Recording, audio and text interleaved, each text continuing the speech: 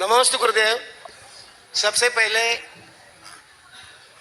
मैं जो खंडवा से यहाँ सब लोग आए वो मेरा ससुराल पक्ष है, तो मैं धनपाल जी कासलीवाल जो मेरे ससुर जी हैं और चंदाबाई कासलीवाल जो मेरी सास है, उन सब का बहुत आभारी हूँ कि हम सब 170 लोगों को यहाँ आज उपस्थित रहने का मौका उनकी वजह से हमें मिला है। आप सीधे सवाल कर लीजिए। अब मेरा सवाल ये है, आप सब लोग जानते हैं अयोध्या में राम मंदिर निर्माण हो चुका है और 22 जनवरी 2024 को इस भव्य मंदिर का उद्घाटन अपने प्रधानमंत्री जी के हस्ते होने वाला है।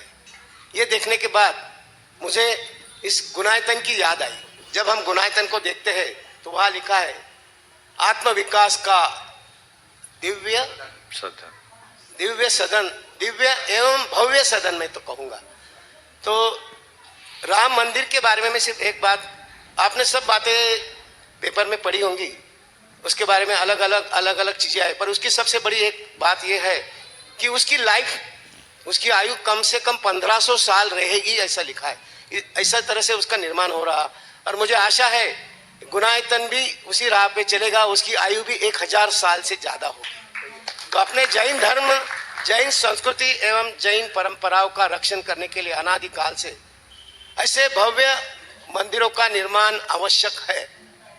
राम मंदिर, मेरा कहने का मतलब यह है, ये उदाहरण ध्यान में रखते हुए अपने भारत देश में north India, south India, east India और वेस्टर्न इंडिया, क्या हम ऐसे भव्य एवं दिव्य मंदिर का, जैन मंदिरों का निर्माण कर नहीं सकते हैं क्या? इस बारे में आपका कृपया मार्गदर्शन हमें सबको मिलेगा। बहुत ही प्रासंगिक सवाल आपने उठाया। राम मंदिर का निर्माण, मैं तो ये कहता हूँ, भारतीय संस्कृति और भारतीयता के गौरव और सम्मान का प्रतीक है, जिसके माध्यम से खोई हुई विरासत को फिर से प्रतिष्ठित किया गया और इसके लिए प्रत्येक भारतीय को गर्व होना चाहिए। ये सबके लिए खुशी की बात है। राम मंदिर का निर्माण जिस तकनीक के माध्यम से किया जा रहा है, आपने 1500 वर्ष की उसकी उम्र बताई, वही तकनीक यहाँ भी है, जो भूकंप रोधी तकनीक है, जो हमारे देश की प्राचीन शैली थी, उसी शैली के अनुसार यहाँ निर्माण हो रहा है। ये भी कहते तो 2000 वर्ष है, हम 1500 मान करके चलते हैं कि इतने वर्ष तक ये टिकेगा, इसमें कोई संशय नहीं।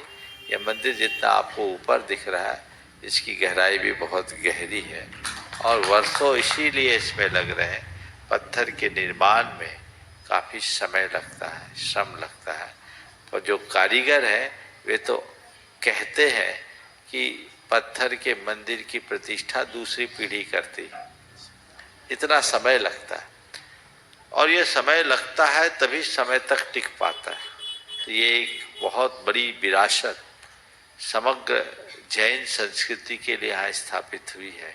इस मंदिर के माध्यम से जिन शासन की यशोगाथा सब दिगंत तक फैलेगी। आपका ये प्रस्ताव पूरा पश्चिम उत्तर दक्षिण चतुर्दिक, क्या ऐसी स्थापनाएं नहीं हो सकती? परम पूज्य गुरुदेव के हृदय में ये भाव 1988 में आ गया, तब उनके मन में भाव जगा और मैंने देखा उसके बाद गुरुदेव के आशीर्वाद से देश के अनेक स्थानों में बड़े बड़े भव्य जिनालय विराजमान हो गए, जिनकी प्रतिष्ठाएं भी हो गई और आगे भी बन रहा है। ये सब 1500 से 2000 साल के उम्र लेकर के बनने वाले मंदिर हैं।